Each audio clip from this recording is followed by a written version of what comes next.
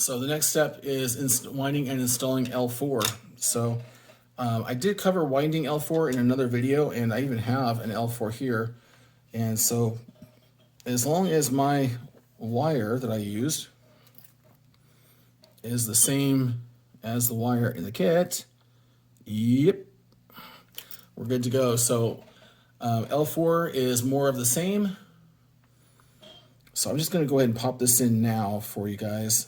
And then the rest of these, I'm not going to do a tutorial on installing. Well, I'll probably do one of them. So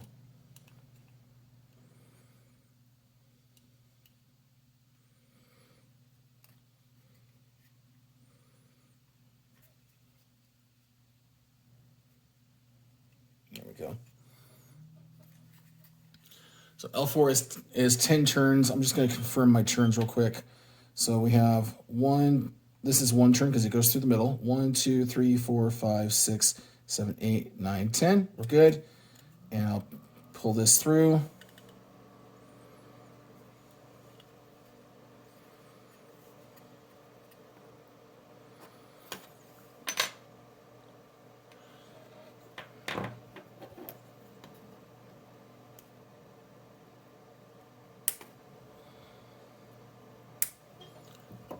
That one is definitely pretty thick, that wire.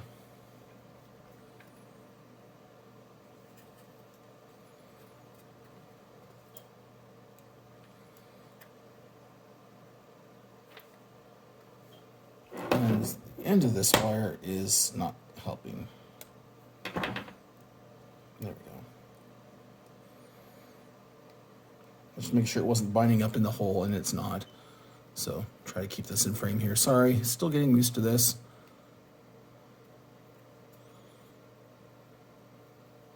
There we go. So gently pull. Try to snug this down to the PCB as much as I reasonably can here. Notice I'm pushing against my thumb, not against the PCB. There, now that's nice and sucked up against the PCB. And now,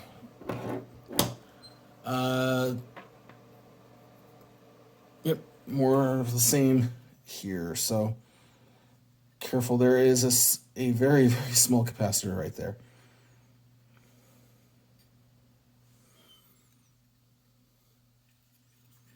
But these are through-hole components, so we don't have to worry about those. So we can just...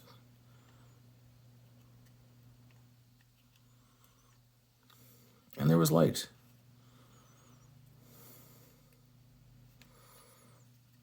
And that's a problem there. Now it's lopsided. Oh no. Let's try to hold that in place while we scrape.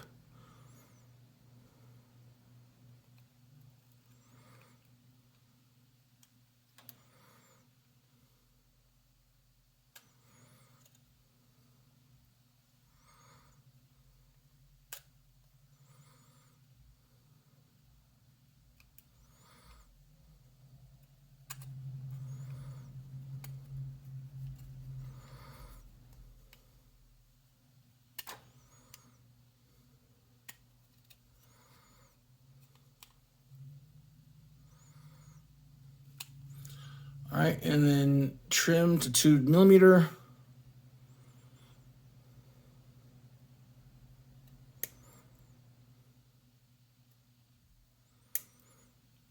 And then 10 seconds with the soldering iron.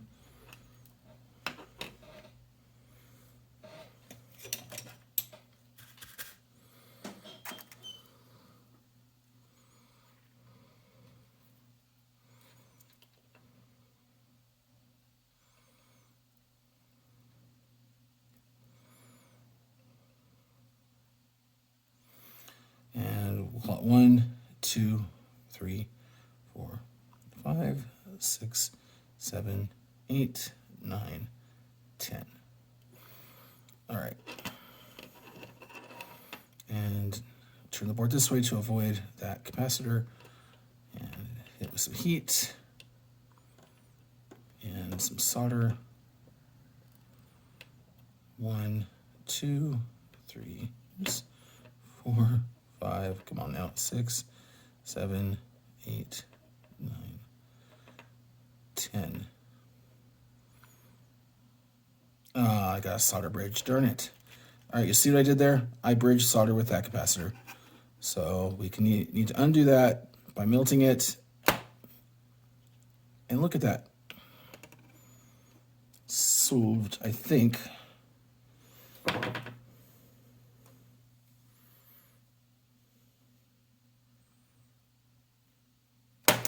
Oops. What we're doing is we're letting Sir Isaac Newton remove our solder for us by heating it and then tapping it. We're getting rid of a bunch of solder. And I'm going to very, very carefully examine this and make sure there is no solder bridge. Although I think these may actually be together. I'll have to look at the schematic. That is C37 and L4. Yeah, C37 and L14 do in fact connect.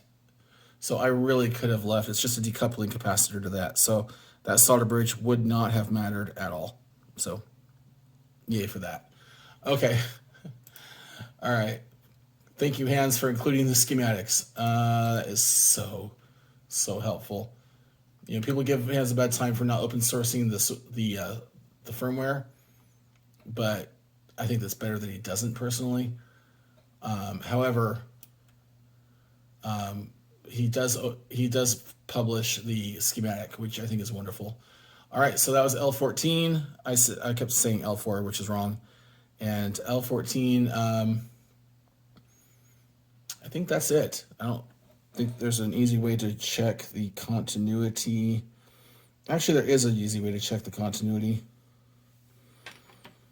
So L14 attaches here, which goes to here. So let's grab this. So I should have continuity if this is all working properly. I should have continuity between this side of C37 and that, and I do. All right, so that's enough for this video. That is T1 and L1 and L14. No, L12 and L14. I'll get these correct eventually. So the next thing to do is to install all the low pass filter toroids, which are essentially the same thing as what we've just done, but easier. So I'm gonna go do those and we'll come back with the next installment. And the next installment is going to be T2. See you soon.